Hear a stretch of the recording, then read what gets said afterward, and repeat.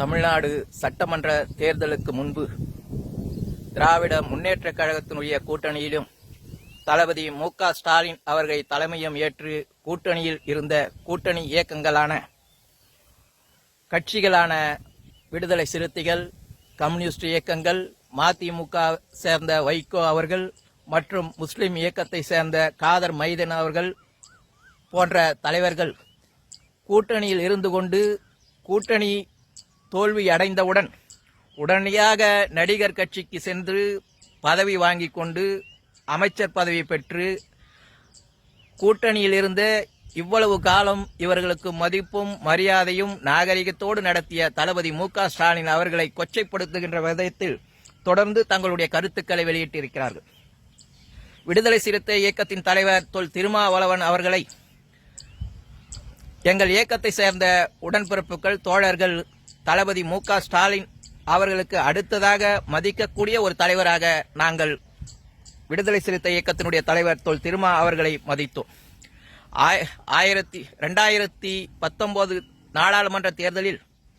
மிக குறைந்த வாக்கு வித்தியாசத்தில் வெற்றியை பெற்ற திருமாவளவன் அந்த வெற்றி பெற வேண்டும் என்பதற்காக திமுக கழக உடன்பிறப்புகள், தோழர்கள் எந்த அளவிற்கு படபடப்போடு அந்த தோழர்களில் ஒருவராக நானும் இரவு 1:30 மணி அளவில் இவருடைய வெற்றி பெற்ற அறிவிப்பை கேட்ட பிறகுதான் நிம்மதி அடைந்து ஒரு போராளியாகவும் ஒரு போர் வீரனாகவும் ஒடுக்கப்பட்ட மக்களிற்காக உழைக்கக்கூடிய தார்மீக தலைவராக மதித்து கொண்டிருந்த திருமாவளவன் ஒரு அமைச்சர் பதவிக்காக தன்னுடைய அந்த ஆளுமை மிக்க போராளி குணத்தை இழந்துவிட்டு இன்றைக்கு ஏதேதோ உளறிக்கொண்டு அது மட்டுமல்லாமல் விமர்சித்து தளபதி அவர்களை விமர்சித்து தொடர்ந்து அறிக்கை வெளியிட்டுக் கொண்டிருப்பது என்பது எவ்வளவு பெரிய துரோகம் என்பதை ஒரு கணம் சிந்தித்து, அதோடு மட்டுமல்லாமல் இன்றைய மார்க்சிய கம்யூனிஸ்ட், இந்திய கம்யூனிஸ்ட் இயக்கங்கள் எந்த சித்தாந்தத்தை எதிர்த்து தன்னுடைய இயக்கங்களை தொடர்ந்து நடத்தி கொண்டிருக்கிறார்களோ அந்த சித்தாந்தத்திற்கு ஆதரவாக இன்றைக்கு செயல்பட்டுக் கொண்டிருக்கின்ற விஜய் ஆட்சிக்கு முட்டுக் கொடுத்து அவர்கள் செய்கின்ற கேலித்தனமான அரசியலை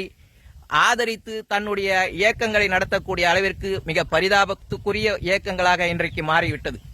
அதோடு மட்டுமல்லாமல் வைகோ அவர்களுடைய இன்றைய நிலை ஒரு கோமாளித்தனத்தின் உச்சியமாக இன்றைக்கு விஜய் அவர்களை தூக்கி பிடித்து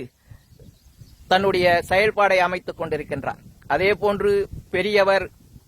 மொய்தீன் கான் அவர்கள், காதர் மைதீன் அவர்கள் எந்த அளவிற்கு ஒரு மரியாதையோடு, எந்த அளவிற்கு மதிப்பு கொடுத்து கலைஞருக்கு ஈடாக அவருக்கு மரியாதையும் மதிப்பும் கொடுத்து நாகரிகத்தோடு நடத்திய தளபதி அவர்களை எந்த அளவிற்கு விமர்சித்து இன்றைக்கு வெளியிட்டு தன்னுடைய ஒரு சட்டமன்ற உறுப்பினரை அமைச்சராக்கியதுடன் தன்னுடைய அனைத்து விதமான மரியாதையும் இழந்து, அதோடு மட்டுமல்லாமல் அனுபவமிக்க ஒரு தலைவராக இருந்த அவருடைய செயல்பாடுகள் இன்றைக்கு கேலிக்குரியதாக ஆகிவிட்டது. தேர்தலுக்கு முன்பு வரை எந்த அளவிற்கு நம்பிக்கையோடு இருந்த இந்த தலைவர்கள் அந்த அளவிற்கு காழ்ப்புணர்ச்சியோடு, எந்த அளவிற்கு துரோக எண்ணத்தோடு இவர்கள் இந்த கூட்டணியில் இருந்திருக்கிறார்கள் என்று நினைக்கும் போது மிகப்பெரிய ஒரு வருத்தமும், வருகின்ற காலத்தில் கூட்டணி கட்சி தலைவர்களை மதிக்கக்கூடிய எண்ணமும் போய்விட்டது என்பதை இந்த நேரத்தில் தெரிவித்துக் கொள்கிறோம்.